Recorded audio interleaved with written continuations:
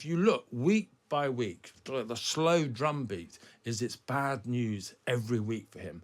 And my fear is if he holds on till November the 14th, which I think is probably the likeliest general election date, there's going to be an accumulation of even more bad news by then, perhaps more defections, perhaps not quite as surprising and weird as this one. Tim Montgomerie is one of the founders of Conservative Home. He's got a lovely new shirt on today. We do need to draw attention to that. Welcome to the studio, Tim. Your thoughts on this? I was, generally, the sort of marmalade dropping moment, I was sat with some friends watching Prime Minister's Questions because I live an exciting life. And, when that defection was announced, well, first of all, the Prime Minister, the Leader of the Opposition didn't really announce it. It's almost assumed that we all knew that this was the second defection. I'm thinking, did he just misspeak? The MP for Dover? Because she has a reputation in the Conservative Party for being quite a right-winger.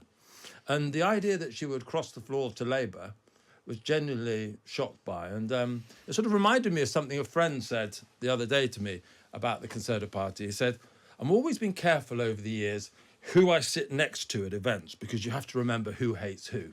Okay. And this person then sort of added, the trouble is now I can no longer remember. The scale of hate inside the Conservative Party is so great, I've given up worrying about it. And as I search for some sort of explanation for what's just happened, I think it is just like the enmity inside the Conservative Parliamentary Party now. The dislike for each other is at such an intense level. I wonder if it's almost like, I just don't want to be part of this anymore. And that's why she's left. So we could take Natalie Elphicke at face value and accept that because that's exactly what she said in her speech today. But what do you think might also be lurking behind the decision? I mean, she's not going to stand as a Labour candidate in her constituency. That changes to Dover and Deal anyway, from just being Dover. The Labour Party's already selected a candidate. Yep. So she's got, 4 or 5 months of just a higher profile? It's just a campaign for Ms Elphicke? It's a really bizarre one. And some of the listeners may be aware that she came into be an MP in slightly unusual circumstances. Her husband was found guilty of sort of sexual offences, and she inherited the seat. And one of the explanations that I've sort of had from Tory insiders in trying to explain this very unusual defection is that she never really had those sort of deep roots inside the party. A lot of the reasons why defections are so rare is because you're not just defecting from a party, you're defecting from all the local people who supported you over the years, have helped you become an MP, have sustained you. And maybe she just, partly because of how she became that Tory MP, she doesn't feel the same loyalty to those local officers. Would it be realistic to say that she was facing losing the seat anyway? Well, I think most Tory MPs are slightly worried that they might be about to lose their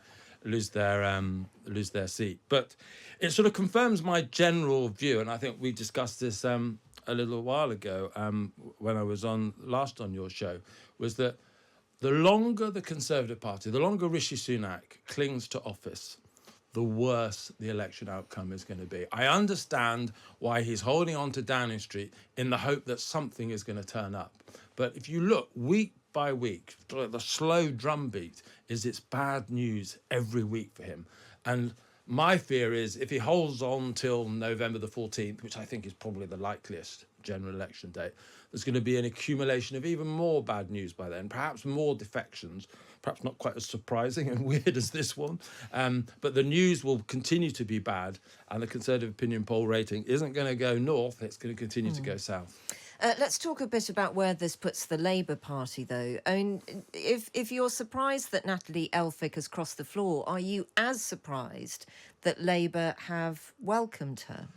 Yeah, speaking to Steve Richards, the sort of Labour or left-leaning commentator earlier, and he was saying to me that he sort of feels slightly uncomfortable that the Labour Party has welcomed an MP who's sort of basically, if you look at her tweets, Neil O'Brien the Conservative MP, has been retweeting all the things that she said about Labour and all the positions she's taken on X over recent months and years.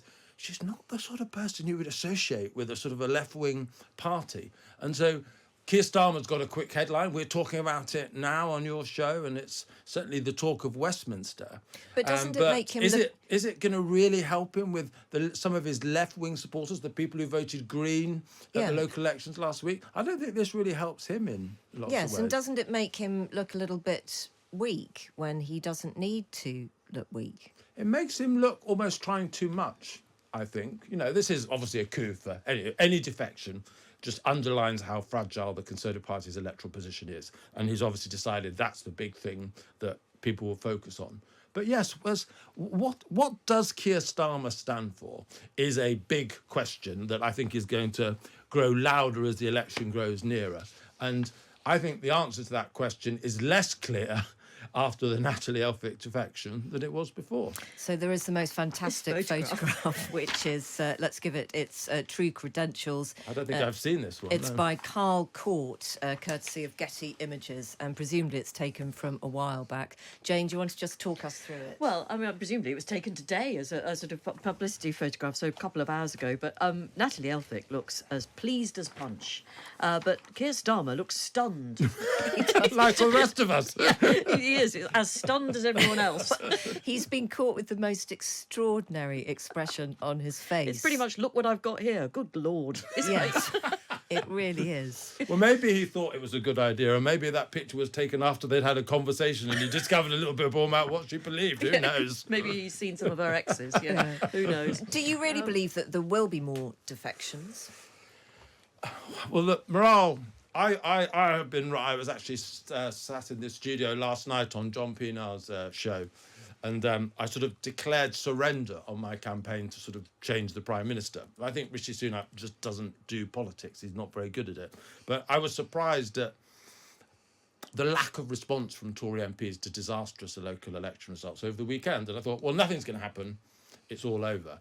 But maybe rather than actually doing something to improve the Conservative Party, you know, we will get more defections. Maybe that exactly is where the Tory MPs are. Maybe they are resigned or plotting career moves. I certainly think there is going to be an awful lot more resignations. You know, the number of resignations, I think, is about 70, 75. I'm not sure of the exact number, but the number of Tory MPs retiring at the next election, running away from the gunfire that Ben Wallace famously talked about, is a really high number. I don't think we've seen anything yet. Okay. Tim, lovely to see you. Thank you very much indeed for coming in. That's Tim Montgomerie from Conservative Home.